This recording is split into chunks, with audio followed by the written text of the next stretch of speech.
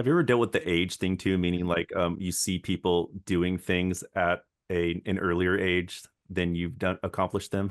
Oh, Like it's so the brutal. So brutal. I mean, okay, this is funny. Every month I get my Google stats and it says what people are searching for when they look for me. Always top five. It's like Michelle Lynn age. Michelle Lynn, and also in Dutch, Leeftijd. How old is this girl? I'm 36. I'm just going to say it. Everybody can know I'm 36. I didn't make it in my 20s.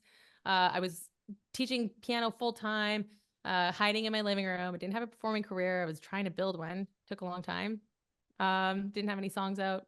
It's like, but at the same time, if you tell yourself it's over and you're too old, then like there's literally no point to the rest of your life.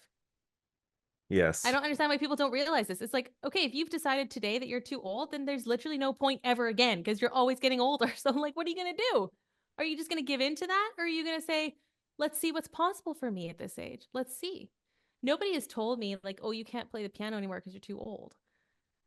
Sometimes people are surprised and maybe disappointed that I'm not like this young prodigy anymore. They're like, wow, how old are you? Like, I'm 36. I know what I'm doing. Like, I've been doing this for a while.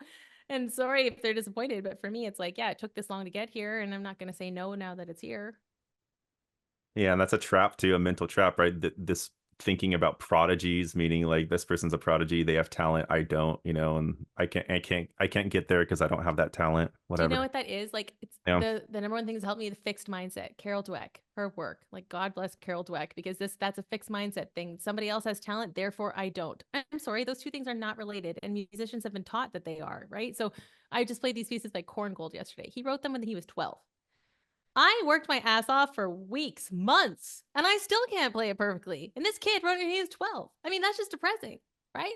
But I've had a great enjoyment learning them, and I played for a bunch of people yesterday who were really happy. So what's the point here? Like, again, coming back to like, why are we doing this?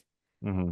And what does it matter if I was 11 and I could play them better than I did today? Like, what does that actually change ultimately? Like, people get wrapped up in the stupidest things because we're always trying to compete and be this like important person. It's like, what about if importance is just giving and using our gift and serving people with our gift, doing what we're called to do? What if that's what's important? Yeah, and art is not a competition, right? It's not a, yeah. But I mean, when you're telling 4-year-olds, go up there and play against your cousin Johnny, and we're going to count your mistakes and give you a gold sticker or silver if you didn't get the right, I mean, we're teaching ourselves from a young age it's about competition. So of course we're like this. That's true. That's true. Especially in classical music, it's a you have auditions, it's very competitive. So yeah, that's a thing too, but it's a tough Or line to yeah, balance, right? Yeah.